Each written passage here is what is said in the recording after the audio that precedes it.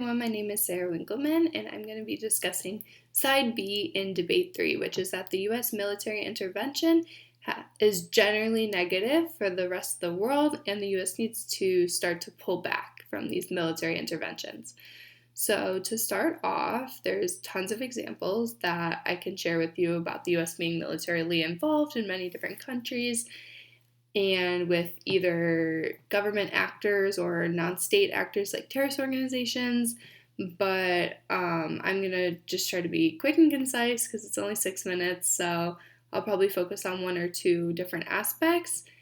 As we talked about in Module 4, I believe, we spoke about the Rwandan genocide and how the U.S. did not intervene in that situation, whereas just a couple years later, the U.S. decided to intervene in the Yugoslavian crisis that was happening at the time. So, in my opinion, which will bleed over to like all the other conflicts as well, is that the U.S. generally gets involved with, or draws like a blurry line in what conflicts it decides to get involved in and which ones it decides to leave alone. But in my opinion, the reason that the U.S. generally gets involved with different countries versus other ones that they don't is just the importance of the region that it is trying to get involved in. So in the case of Rwanda, the U.S. didn't really have a whole lot of stake in going in and helping the people that were getting brutally murdered because there wasn't a lot of resources in that area. There's not a lot of potential, unfortunately. So the U.S. decided to just let it be, and millions of people died, unfortunately. While we don't know for sure that if the U.S. did intervene, that something better would have happened, maybe not as many people would have died. We don't know that. We can't tell the future. But that's beside the point. So in the case of Yugoslavia, a little bit later, after the Rwandan genocide, the U.S. went in and tried to stop the genocide that the Serbians were allegedly doing onto the Bosnians and the Kosovars. And the U.S., in my opinion, went into Yugoslavia because they are an important area of the world. So with Yugoslavia's just geographical location, it's in between the Eastern world and the Western world, connecting Europe and Asia. So it's a very important area of the world that the U.S. needs to be involved in politically and economically in order to continue that open dialogue and communication so that the U.S. can continue to trade with that region and have some sort of influence in that region so that it continues its presence. So that's one little tidbit that we spoke about previously. I took up half the time already, so I'll try to talk a little bit quicker. So in the case of Iraq and Afghanistan, the U.S., has been militarily involved in the Middle East for as long as most of us can remember, many, many decades. But with Iraq and Afghanistan, it's just been in the last 2 decades. So it's pretty recent history in the grand scheme of things. And with Iraq, after they entered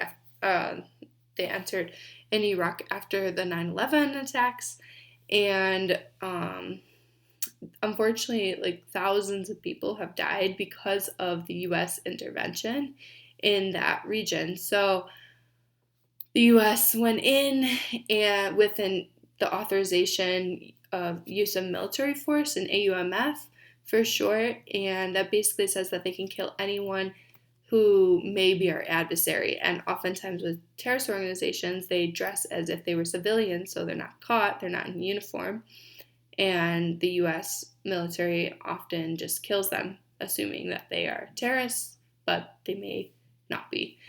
And if the U.S. wasn't there, that wouldn't be happening. So that's a huge side effect, are all the casualties that happened because of the U.S. being there. And in an article by Kenneth Jost in 2007, so it is quite a bit old, but in like that time was like basically the height of the Iraqi war, so I think it's a timely piece. He wrote that quote, "The White House has learned some bitter lessons about taking impulsive actions when it comes to military interventions and nation buildings overseas," unquote. And I think that quote really, really sums up his article as a whole. He's very, very, very critical of the Bush administration, saying that the Bush administration didn't do any research into the territories and into these different tribal areas or anything like that, and instead just went in like guns blazing is a term, so to speak, and decided to just go in with the AUMF and basically kill whoever they wanted, unfortunately. It's also interesting in this article, he writes that Syria and Iran wanted to cooperate with the US to stop these different terrorist organizations in the early 2000s. And the Bush administration said, no, we're going to do it on our own, which obviously didn't lead to good things in Iraq and Afghanistan. And while we can't tell the future, we could have had better relations with Syria and Iran, potentially, if we would have cooperated with them. So it's a very, very interesting thing in this article that he wrote about. So I really liked that part. And then just one more thing in his article that I think is worth mentioning. While, of course, the U.S. citizens don't really have a say in war, even though it's for the people, by the people, 68% of U.S. citizens out of 26,000, so not a small number, but 68% of them said that they do not approve of the military intervention within the Middle East in this article that Kenneth Joseph wrote about. So it actually provokes more conflict than it prevents, is what the exact quote is. 68% of people said that. So I think it's important to know that the U.S. citizen population as a whole was not on board with this war, but Bush decided to do it anyways, caused thousands of deaths, caused collateral damage, and while we don't know how the Syrian and Iranian relations could have been, they could potentially have been better than they are now, which is terrible. They are absolutely terrible now. So I think it would have been worth a shot to at least cooperate with them a little bit.